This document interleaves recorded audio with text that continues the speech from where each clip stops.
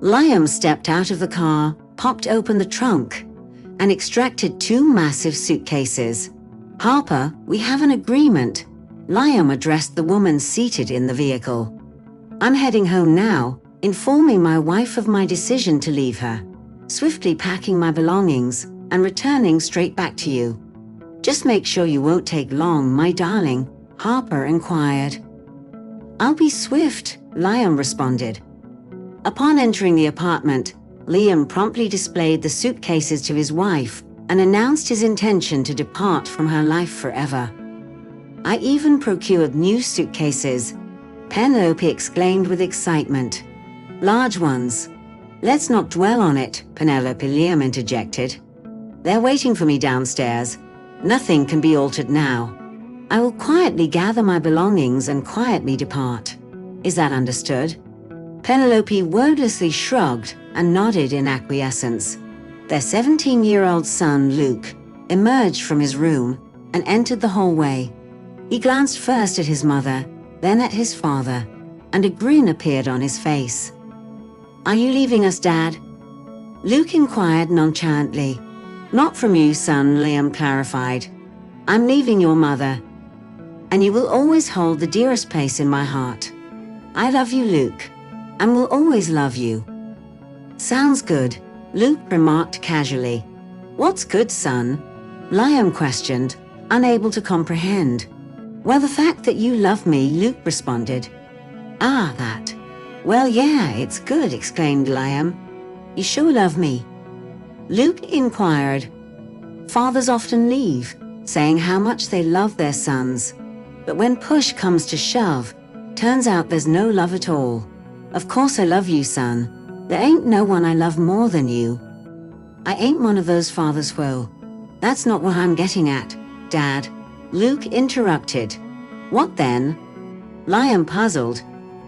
"I want to test how much you love me." "So, test." "Hold up, Dad. Before you say anything, answer me one thing. Shoot, son." "I'll answer any question you throw my way." "Ain't got no secrets from you. You leaving for good?" Luke inquired. "Or just temporarily?" "What you mean, temporarily?" "You know, like some folks do these days," Luke responded. "They step out for a year and eventually return, fall on their knees, begging their wives for forgiveness, pleading to be let back in, given another shot, and such. I'm in it for the long haul, Luke," Liam claimed. "Yeah, forever. I'm dead serious about that." "So you've decided not to return? You're not going to plead with your mother for mercy, down on your knees?" "No way, kiddo. What gives you that idea? It seems you hardly know me at all.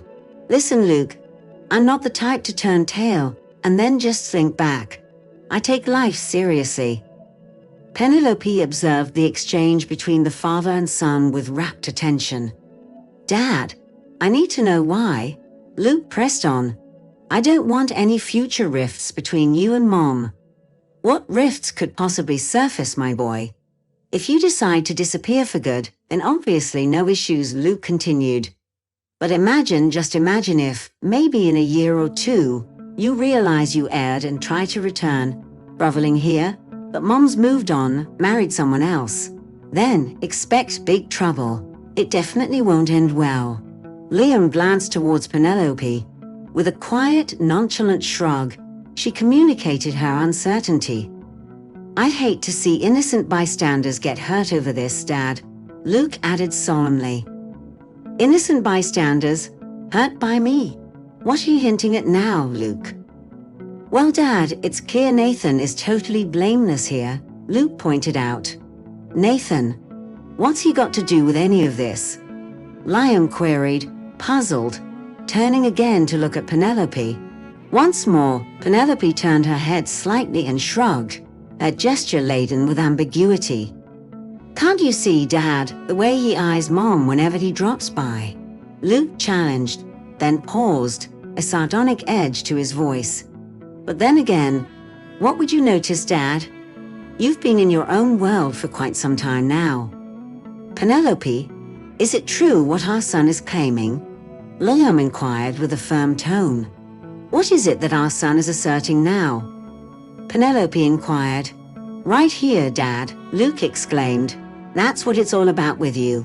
And you claim that you're not like that. You consider yourself a serious man. You say you love me. You promise there won't be any misunderstandings. And yet, here we are, not even 10 minutes after you've made up your mind to leave, you're already airing grievances with your mother. I was simply curious, Liam said. Is Nathan truly keeping an eye on us? Even if he is, Penelope replied, what does it matter? No, Liam said. Never mind. Just, you've come to collect your belongings, haven't you? Penelope interjected. Well, pack them up then.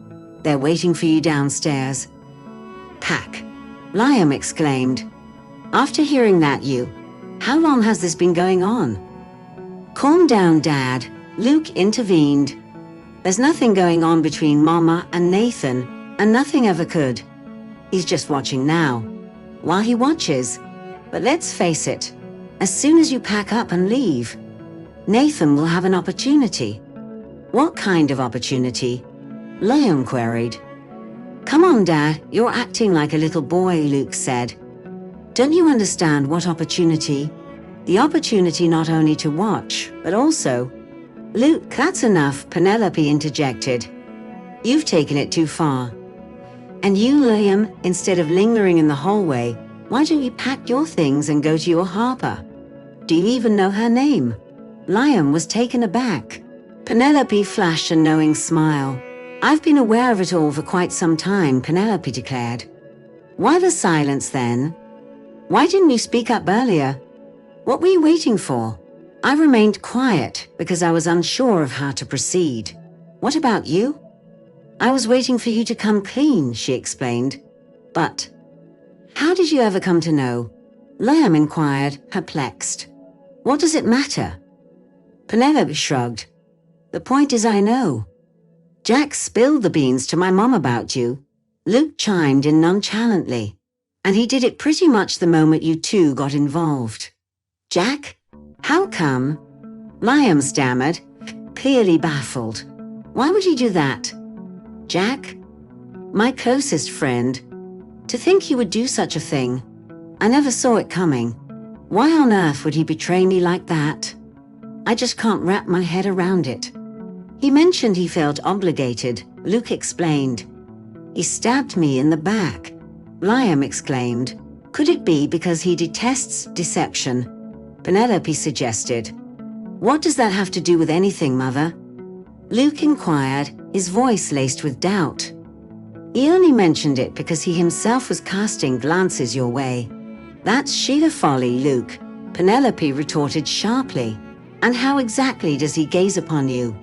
Liam questioned, befuddled. He looks at her in the same manner that Nathan does, Luke explained. Just them, Father. Luke, enough of this, Penelope interjected.